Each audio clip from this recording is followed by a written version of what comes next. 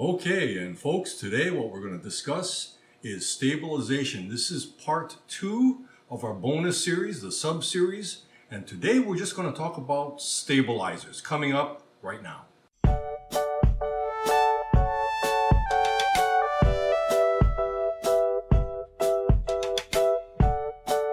Okay, what we did in our last bonus episode, the first one, we did gimbals and stabilizers. Today we're just going to do stabilizers, and the reason was, I showed you an example of my stabilizer, and if you didn't see the episode, I got a link down below. Go ahead and click on it so you can review it.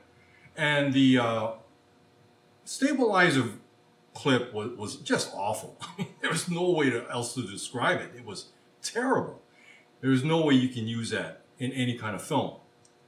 So I knew that it wasn't balanced properly, and even though I had spent quite a bit of time trying to balance it, I thought, you know what, I'm going to redo this and I'm going to balance it right and we're going to do it again. So that's what I did.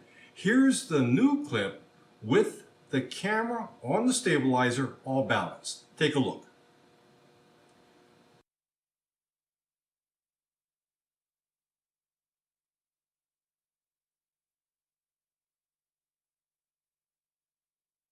Whoa, yeah, not that good, is it? The real shakiness is gone, but I wouldn't call that smooth, would you? There's still something wrong here. And after I did that clip, I had to kind of think about what's going on here. I know my stabilizer works better than this. And I came up with two things. Number one, the sidewalk that I'm walking around, my house, is very, very rough. And my feet, my shoes are catching on it, and it's causing me to almost stumble. And that was one of the reasons why it's not very smooth. Now, when you have to do gimbal, stabilizer, whatever, you can't walk normally. I think we all know that, right? You have to perform the half step. In this clip coming up here, I'm showing you what that half step kind of is. A lot of people do it a little bit differently, but basically it's doing half small steps, and that avoids the bouncing or the bobbing up and down, which you don't realize you're doing, but it is happening. The same thing with your arm, except a lot of times your arm is doing this, and you don't even realize it. Also, I realize that there's a decline, kind of like this, to this sidewalk. So you're stepping lower and lower with each step. When you're trying to walk and you've got your eye on your focal point over there, and you're just kind of reaching out with your feet, when you have to reach lower with each step, it kind of does this. There's just no way that you can really prevent that. So I thought, this is not going to work and this is not fair. So I need to come up with another plan. And I did. What we're going to look at in these next clips is going to be inside, and we're going to sneak up on Mr. Clorox wipes. And here we go with our first clip using the stabilizer again, except now we're inside on a flat floor. Okay, watch this.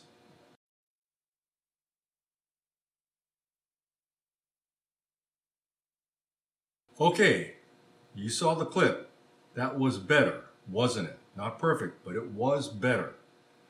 I think one lesson to be learned there is it's very difficult to do this type of stabilizing on uneven ground.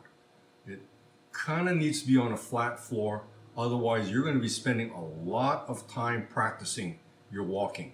And that, of course, is a time waster. All right, now that was the stabilizer. Next thing up is going to be one of our homemade stabilizers. And in this slide, you can see what I've done. This is an old trick. There's nothing new about this. You're going to use your tripod as the stabilizer. You just put your camera on the tripod. You're going to bring the neck up because you're going to grab this whole thing by the neck and you're going to take the legs and spread them out. Okay, now they're not extended all the way, and that's really dependent on how heavy your camera is. For my camera, this is the size, this is the length that I want. So here I've got the area of where I had to grab, because that's close to the midpoint of this setup here. It might be a little bit different for you, depending on the weight of your camera. Here we go with this DIY stabilizer setup. Watch this. You know, that actually wasn't that bad, was it? There's less shake, but there's still a little bit of sway. But, you know, it isn't bad. How different was that from the stabilizer? I think the stabilizer was better. Well, not by much. So this DIY with the tripod, it can work in some situations. It makes things smoother, but not necessarily completely smooth. Okay, the next thing that we're going to do here is the DIY make your own stabilizer.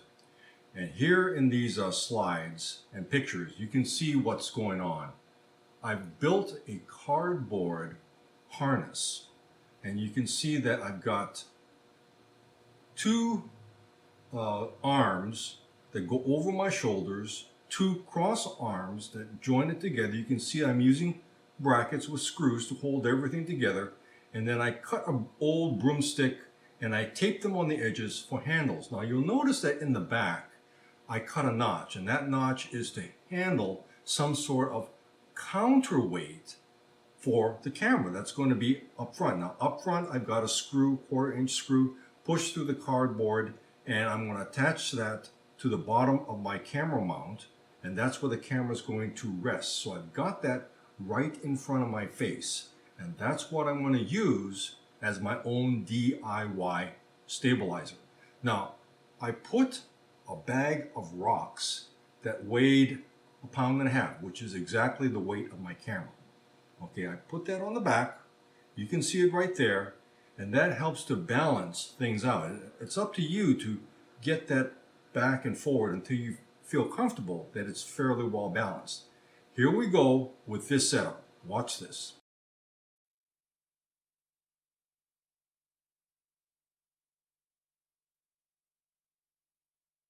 Okay, it wasn't smooth. It was not smooth. I was a little disappointed in the output there. I thought it would be a lot better. One thing, it did seem to be focused as we went forward. This type of setup tries to eliminate the swaying, and I did feel that there was less swaying here. It was more straightforward, but a lot of up and down. Didn't you agree? Yeah, that was not really what I wanted. And I think the problem was when we're sneaking up on Mr. Clorox wipes there, he's on a counter. You know, so I'm up here, and as I get closer, I've got to crouch lower and lower and lower to get at the same level of Mr. Clorox wipes. By the end, I'm doing the Chuck Berry duck walk towards that, and that's impossible. You know, there's no way that you can make things smooth when you're crouched that low. In this next clip, I'm going to show you what I did. I had to take it outside, and I focus on just anything. Really, it was just a sign in my garage, and I don't have to crouch all the way low. I'm still doing the half step, so I am, you know, in a compact position, but I'm not all the way down doing a squat.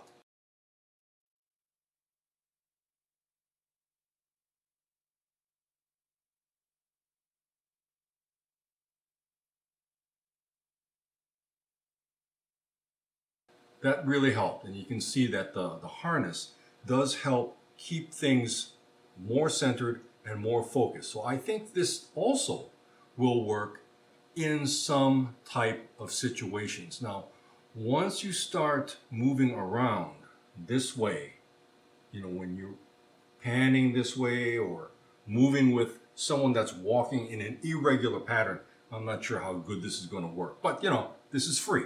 It's just made out of cardboard, for goodness sakes. So I thought that if you need a cheap method of doing a DIY project, this is it. You know, in the final clip that I'm going to show you, I think it's only fair that we bring back the gimbal and compare it with what we've just done with our own stabilizer setup. I mean, and we're going to do the same thing as we sneak up on Mr. Clorox wipes. Let's take a look at it right now.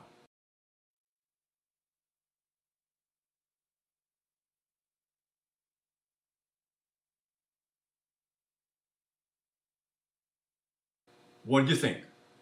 Now, I thought that the gimbal was still the best. There's just no way that you can duplicate what the gimbal does, as it automatically tries to adjust and counteract your movement. It doesn't take away every kind of movement. You know, you still might have bobs, you still might have doing this. It can't take all of it away. But I thought it really makes things as smooth as possible. And also understand, I'm using an action camera. And that action camera has what? EIS, electronic image stabilization, to help smoothen things out also. So you got the camera as well as the gimbal helping you stabilize things. I think that this is really the way to go. All right, folks, I just wanted to show you what you can do with handheld stabilizers that are not mechanized. Are they as good as a gimbal? I don't think so. I don't think there's any way you can compare what a gimbal can do for you. But, you know, if you don't have money, there are some possibilities. In the next, and I think the final bonus episode of this sub-series, we need to talk about the ultimate. We're going to bring this whole thing home. All right. What can you do if you've tried everything and you still have shaky cam? Shaky cam footage, you know. You've got your stabilizer, well, didn't take everything out. You put it on a gimbal. Yeah, you know, it's still not up to what you wanted it to be like. You had it on a tripod, for goodness sakes, and it's still shaky. Now, how can that happen? Well, we're going to talk about that. There's a couple of reasons why that does happen, and we'll discuss perhaps some fixes that you can apply in post-production to help fix your footage. But let's take a look at what's available and how you can possibly make shaky footage better. That's coming up in the next episode. Until then, aloha.